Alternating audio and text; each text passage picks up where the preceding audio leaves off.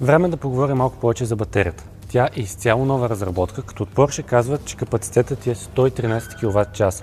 Тази голяма батерия с много мощност, за която ще стане въпрос след малко, се нуждае от охлаждане. Затова то е осигурено като е двустранно.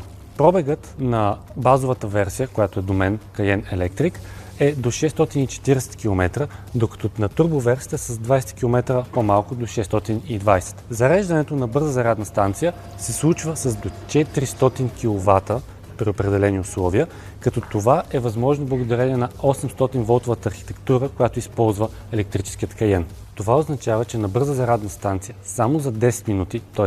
едно кафе време, можем да добавим 300 км пробег. Но нещо друго впечатляващо в новия Cayenne Electric е, че има опция за индуктивно зареждане. Това представлява една плоча, която се монтира на пода в гаража, например, и просто трябва да паркираме колата над нея. Колата разпознава автоматично плочата, снишава се, за да започне зареждането.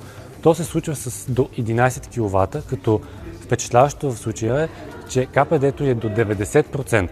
Базовата версия, която се намира до мен, Cayenne Electric, разполага с 408 конски сили, като те могат да нараснат до над 440 в Launch Control, като там получаваме и 835 Нм въртящ момент. Комбинацията от тези неща ни осигурява да си стреляме от 0 до 100 км за 4,8 секунди. При Cayenne Turbo Electric нещата са много по-сериозни. Там в Launch Control разполагаме с 1156 конски сили мощност и 1500 Нм въртящ момент. Всичко това ни осигурява да се стреляме от 0 до 100 км в час само за 2,5 секунди. Повече за новият електрически Cayenne може да научите в Lifestyle BG.